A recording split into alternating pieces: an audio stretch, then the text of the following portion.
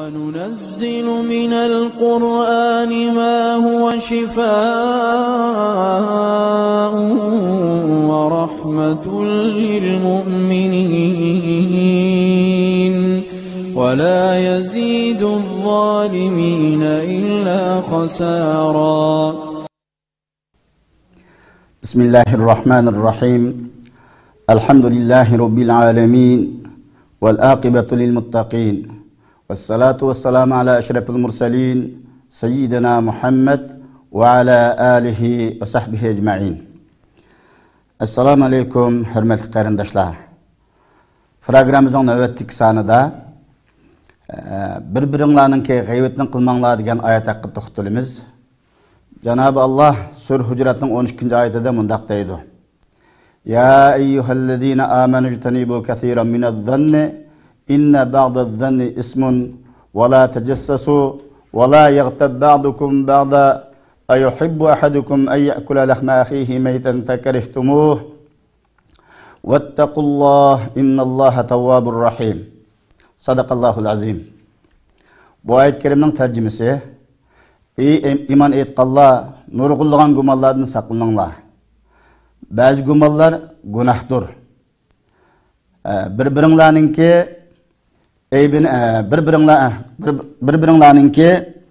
aybini izlemanglar. Sizlarning bir-biringlarning g'aybat shikoyatini qilishmanglar. Sizlarning biringlar qarindishiningki ulab ketgan qarindishining go'shtini yeyishni yoqtiramdi? Yoqtirmaysizlar. Allah'tan qo'rqinglar. Allah tövbe qiluvchilarning tövbesini bekmi qabul qiluvchidir. Ularga naytimi mehribondir deydi. Allah Taalaninki bu yerdagi ey iman etqanlar degandan boshlash bizga Allohga oxiratga iman etqanligimizni eslatish orqali bu jamiyatdagi bu mikroblarni, bu viruslarni yiroq bo'lishimizga buyurdi. Endi bu Sur Hujurat, Allah Taala bu Sur Hujuratni Sur Hujuratda nurg'ulg'an adab axloqlarni o'rgatgan. Birinchidan Allah'ın Resulü'nün aldığı ütü olmasıyla qarqanda ahkam söz hareketlərdə. İkincidin, Peygamber Aleyhisselatü Vesselam'nın ki aldıda avazımızını kötürmeslik. Şunun oxşaş, yani Allah Teala bir ayet-i kerim Sur Hujuratda "İyi iman etqanlar, sizlarga bir fasıq adam xabar ep kelsa, ona aniqlanglar, aniqlamay turib hukm chiqarmanglar" degan adab axloqlarni o'rgatdi. Mana bu sura Hujuratninki 12-oyatida bo'lsa, bizning muhim 3 dani keselden agalandırdı. Biri yaman guman. Yaman gumanlardan jiroq turishimizga buyuruydu. Yani biri bir-birimizningki aybini izlashdan iborat bu rezil kasallikdan saqlanishimizni tavsiya qiladi. Yani biri g'aybat, shikoyat, suxanchiliklardan jiroq turishimizga tavsiya qiladi. Mana shu 3 illat bir cemiyetni, bir aileni, bir cemiyetni, hatta bir devletni vayron qilib etishga yetadi. İslam arqanda qarindoshlikqa apirdigan, birlikni kuchaytiradigan, musulmonlarning inoq ittifoqini kuchaytiradigan, muhabbatini, sevgisini oshiradigan narsalarga buyuruydi. Aksicha tafriqchilik sabab bo'ladigan, oilani buzadigan, jamiyatni vayron qiladigan illatlardan bizni to'sadi. Şu Peygamber İslam bir hadiste sizlar bir-biringlarga mo'g'an munosabatingni uzmanglar, bir-biringlarga aqlni qilishmanglar, bir-biringlar bilan yatlashmanglar, ammo Allohning qarindosh mu'min bandalaridan bo'linglar degan. Bu oyat kerimdimi? Bu yerda nurg'ulg'an gumonlardan saqlaninglar dedi. Buni mufassirlar aytadi, ba'zi gumonlar, nurg'ulg'an gumonlar degandan gumonningki ikki turga bo'linganligini deydi. Biri yaxshi gumon, biri yomon gumon. Yaxshi gumonga bu oyat kerimdan nurg'un gumondan saqlaning degandan ba'zi yaxshi gumonlarga o'rinba yaxshi gumonda bo'lishing o'zi ibodat. Islom buni tashabbus qiladi. Qarindoshlarimizni qarta, ustozlarimizni qarta, ulamolarga qarta, jamiyat rahbarlariga qarta yaxshi niyatda bo'lish, yaxshi gumonda bo'lish bu yaxshi xislat. Ammo yomon gumonda bo'lish bo'lsa, tüveni muşunda bir aileni vayron qilsa, yuqorisi bir jamiyat, davlatni vayron qilib turadigan kasal. Milletimizde muşu keseller bulduk ama şu 3 keselini davalamay turup biz çoğun gaplarni ig'izlashimiz qiyin. Buni biz inson isloh qilib tuzish mumkinmi desa mumkin. Birinchidan shu Alloh taolo bu yerda yaman gumanlardan saqlaninglar deb bizni gumonxo'rlikdan saqladik. Guman imanni qochiradi degan bir gap bor. Endi insonda shayton insonningki qon aylangan yerda aylandi deydi. Bu yerda bir qissani so'zlash to'g'ri keladi. Payg'ambar alayhisolatu vasallam bir kun masjiddan silkib chiqib qoldi. Ayol Hafsa radhiyallohu anha onamiz bilan Safiya anlarimizning birisi Safiya radhiyallohu anha bilan masjiddan chiqayotgan vaqtida yo'lda ikki sahabi uchraydi. Payg'ambar sallallohu ko'rib, ular darhol oldi qarab, ya qarab ishtik mangandan keyin Payg'ambar sallallohu to'xtangma deb aytib, "Ma bo'lsa mening ayolim" deganda o sahabi ya Rasululloh biz Allohning payg'ambari tursa sizligin biz bir gumon qilamiz, imom gumon bulamizmi deganda Payg'ambar sallallohu alayhi vasallam haqiqatan shayton ama shu qon aylangan yerda aylana oladi. Sizlarga shunday ko'nglingizdagi bir gumonni paydo qilib, sizlarni halokat keltirib o'tishdan qo'rqdim degan. İnsan ba'zi narsaga qarab lakinde gumon qilib qolsak, yomon gumonda bo'lsak, nurg'ulg'an ziyonlarni o'zimiz tatimiz. Yana bir salaflardan birisidan rivoyat qilingan, birisi aytdi, bir kun masjidda bir qari imom nayt shunda chiroyli qiroat qilib bir oyat kelganda yig'lab ketdi. Men darhol shaytonni mahsus qilib, bu shunda qo'l odamning jamoatining o'tirishda yig'layotdi, bu balkim riyo qildi degan narsada yomon gumonni shayton qalbimga tashladi. Shundan keyin ta bir oyga qadar kunda tahajjud namozi qo'paman dedim, qo'pamadim deb shu bir oy tahajjud namozidan mahrum qoldim. Men o'zimning xatoligimni tekshirsam, mana shu shaytonning mushlimisiga fursat berganligimdan bo'lgan ekan degan bir voqelik so'zlandi. Biz har qanday yerda bir odam qarab lakinda xalqning qalbini, dilini o'qiydigan bir kasalimiz bor bizda, jamiyatlarda. Bu keng tarqalib ketdi. Mana bu bir xatarlik ish. Bu bir tarafdan ba'zi ulamo degan, bu shu gumonxo'rlik shirkka olib chunki asli qalblarni bilguchi, sudurni, dillarimiz narsadan bilguchi Allah. Allah bilganni men bilma deganga o'xshab bir narsa bu endi. Bir bandaninki qalbini o'qiydigan yomon illatimizni saqlasin. Biz bir-birimizga ishonch qilishib, o'zaro biz muhabbatimizni kuchaytirib, yaxshi gumonda bo'lmaydi ekanmiz, bizning Allohning rahmatidan ig'za etishimiz, cho'ng-cho'ng ishlarni vujudga chiqarishimiz mumkin emas. Bizningki ilgari tariximizni qo'yib turganda, ikki jumhuriyatimiz misolga olsakmi, ikki jumhuriyatninki vayron bo'lishlarda nurg'ulg'an yomon gumonlarninki qurboni bo'lib ketganligini ko'rib olaymiz. Bugungi kunda ham shunda yomon gumonlar bir-birimizga bo'lgan, hech kim ishonmaydigan, siyosiy ishonmaydigan, olimga ishonmaydigan, ziyoli ishonmaydigan bir davrlarda yashayapmiz. Bu nihoyatda yomon bir illat. Bu illatni saqaytmay turib, millatimizning isloh bo'lishini og'iz ochib bo'lmaydi. Allah Teala bu ayet kerimde deb kelib, lakin sizlar bir-biringizga yomon gumonda bo'lishmanglar. Hakikaten bazı guman günahdır dedi. Demişka çünkü Peygamber yaman günahdan toskan Allah toskan işine kıygandan keyin günahkar buludu. Hem bu yaman gumanga kep kalgan insan qanday qılıdı? Etrafdaki qarindoshlarninki ayıp nuqsanlarni izlashga boshlaydi. Şun bu 3 oyatin keyin 3 hukm keyin kelgan. Mushunda yaman gumonda bo'lmanglar.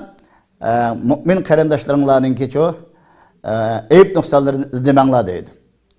İnsan bir adamın ayıp noksalarını izlep, onun kelgan yollarını, tilpullarını o bu kıgıl tutsa, en aksini 3. elin boğan nehi boğan gıybet küçülüğün gel. Ama tecessüs, küzütüş bu yok mu? Ba. Yani bu ne? Bir şahs müminler kıldığın iş emez. Şu müminler cemiyeti, Müslümanlar cemiyetininki aynı bir aparatlar oludu, şu devlet emirler buludu. Bula zorlaştırdı. Bir müminlerinki aşında Müminlerin katır çırvağın, münafıklarının yaman ilmiklerini saklamış için o küzütüş, onu tekşiriş o başka. Biz Müslümanlar, biz karindaşlarımızga, mümin karindaşlarımızga nispeten yaxşı gumandı buluş, onların eyip noksallarının köz yumuşka buyurulduk, şununla gıybet şikayetini saklaş buyurulduk. Bana ne kıygandıkken, yaman gumandı boğandıkken, onunki eyip noksallarını izdigil turdu, hatta tılpın erip durup, falan ayak bağdı mı, ayak mağdı mı, mayangı mağdı mı deyip çıkım kılıp durup, hatta kendini menip durup küzütüdüğün işlerini kılımız. O kılgandayken tehem o şeytan bizim püdep, aksıdan gıybet kılışka başlayımız. Bu gıybet hakikaten İslam'da bunu nayeti tanqitligen, nurgulluğun ayet, nurgulluğun hadislerde bu gıybetten xatirini bayan kılıdı. Gıybet degen, yaxşı netice epkenmeydi. Gıybet kılgandayken oturumuzdaki qarindaşlıkımız bu uludu, dostluğumuz veyran buludu, aile veyran buludu, cemiyet veyran buludu. Bir hadiste Peygamber Aleyhisselatü Vesselam şu nemeden haber vergen. kıyamet günü şu muflislik adam diyen kim o degende ya Resulullah bu Allah'ın Resulü yani özleri obdan bilulu bu ne degende bezeller muflis degen pul ıskanmık adam deyimiz degen bezeller şirket veren bu adam deyimiz degen bezeller ya Resulullah özür bilulu özür dep bahsegende Peygamber Aleyhissalatu vesselam muflis degen aşında kıyamet günü yaxşı emeller bilen kelgen ama bunun gıybet şikayetini qilganlikdan savabı onun epirilip ahirde üzdözak ketip kaladigan kulu yaxşılıq qanmağa adamın muflis deyimiz degen. Allah hammamizning bushunda yomon gumonlardan, kishilarningki mu'min musulmonlarning ayb nuqsonlarini izlashdan, ularning g'aybat shikoyat qilib obro'ylariga tegishdan Allah o'zimizni saqlasin. Ama bu g'aybat mushunda bu yomon gumonlar, bu bir-birlariningki ayb nuqsonlarini izlash, g'aybat shikoyatni qilishninki bu nerdan kelib chiqdi deb ulamolar aytgan, buningki asosiy ikki narsa bor. Biri mushunda kalbi şeytan egallab ketgan odamlar o'zi bilib bilmay o'zini mu'min taqvo desimi qalbini şeytan quturib qo'ygan odamlarning ishi deydi bu. Buni vaqtida davolamasa bu yomon mikrob, bu virus tutashgan oila, bu virus tutashgan jamiyat vayron bo'ludiki xorliq ichida yashaydi, qat'iy o'zining izzatini topolmaydi deydi ilmlar. Şuna biz imkaniyetimizin beriçe mushunda yomon gumonlardan saqlanib qarindoshlarımızga özümüzden hizmetdaşlarımızga, sepdaşlarımızga, ulamalarımızga, rehberlerimizge yaxşı gumanda bolsak, Allah bunun hayırı bereket qilib berudi. Şu arqılıq biz onlarınki eyip nuqsallarını kendinin onu kütüp, matlab qoğlab yürümesek, onun gıybet şikayetini qilmasak, Allah'ın rahmetiga erişimiz, cemiyetimiz, hemmimiz ıslah buludu, birbirimizga siqat, işençilik buludu. Cemiyette birbiriga bo'lgan işence bo'lmay turib, o cemiyetine çok işlerini vücut keltiriş mümkün emas. Mana bu Allah Teala Peygamber Sallallahu sahabelerini muş ayet kerime arkalı terbiyelep, evvel çok cihadi hareketler ötüştüğün burun, ulanın oturusunu muşunda karındaşlık ittifakını küçeytiş arkalık en çok işlerini oturuğa çıkargan, elbette bizim o çok gep kılıştığın burun, muşu Allah Teala'nın muş Surecirat'ın 12. ayetine bir müracaat kılıp, üzümüzdeki muş keselden davalığa vaktimizde, İnşallah kulumuzdan çok hizmetlerini Allah çıkarışka, Allah kadir aba aytgandek. Muşunda bazı üç illetin birine mubtala olan insan ibadetinin lezzetinden hatta ibadetlerden yaxşı amellerden mahrum kalıdı deydi. Bu vaqtda nurg'ulgan qissa hikoyalar va vaqt munosabati bilan buni men qaytliq qilib o'ltirmayman. Yan birisi mushunda xato tajriba deydi. Birinchisi bu ishning kelib chiqishiga bo'lgan narsa shu qalbini shayton egallab olgan adamlar buludu. Yan biri mushunda xato tajriba qilib qolgan. Bir ishni xato qilib qolgan, bir qatimki gumoni to'g'ri chiqib qolgan, shundan keyin butun atrofidagi odamlarga yomon gumonda qaraydigan mushunda ahvollar buludu. Bu xato tajribaning bir qatimli xato tajribani hayotimizning cho'q bundan keyingi o'zimizningki kompas shaklida ishlatib olsak, mushunda hech kim ishonmaydigan mushunda bir jamiyatda bo'lamiz. Ishonmagandan keyin birlik bo'lmaydi, birlik, himlik bo'lmagan yerga da düşmandan, zalimdan qutuluq olmaydi. Düşmanlardan, zalimlardan qutulup o'zimizning hurlikka erishishimiz uchun elbette biz Allah'ın Resulü buyurganlarga qo'limizdan kelish amal qilishimiz, Allah'ın Resulü to'sqanlardan yenishga to'g'ri keladi. Bu üçülüsününki davasını Allah Kur'an-ı Kerim'de bayan kılıp vettaqullah deydi ahırda. Selam şu bir-birinlarga yomon gumanda bo'lishdan, yani bir qarindoshlarınki eyib nuqsonlarini izlashdan, meyli tilpillar orqali, meyli onunki boshqalarni uchur egallash orqali eyib nuqsonlarga izlashdan, yani bir g'aybat shikoyat, suxonchiliklardan sizlar saqlansanglar, saqlanish orqali Allohdan qo'rqinglar deydi. Muşu işlerden her biri bizi kalımızı kelgan vaqtida çokum Allah'tan korksak bu illetlerine davalıqıl buludu. Allah Teala aytdı ahirde yana Allah Teala hakikaten Allah Teala tövbe qilgan bandalarninki tövbesini nayet qabul qilgıcı, ularga nayet mehriban deydi. Bu ayet kerimdimi? Eğer biz bundan ilgari muşunda cemiyetning iqimiga chirib qilib, muşunda yomon gumonxo odamlarning keyniga chirib özümüzdeki qarindoshlarımızdan, ustozlarimizdan, atrofimizdagi yo'lboshchilarimizdan yomon gumonlik qilgan bo'lsak, hali ham tövbe qilib ulgurimiz, tövbe qilganlarga Alloh taolo nihoyat mehribon ularga tövbesini qabul qiladi. Cenab-ı Allah hammalarni haqni haq bilib, haq yo'lda mang'ili, batil yo'lni batilligini tunib, uningdan shiroq tug'il nasib qilsin. Ve ahiru davana enelhamdülillahi rabbil alemin.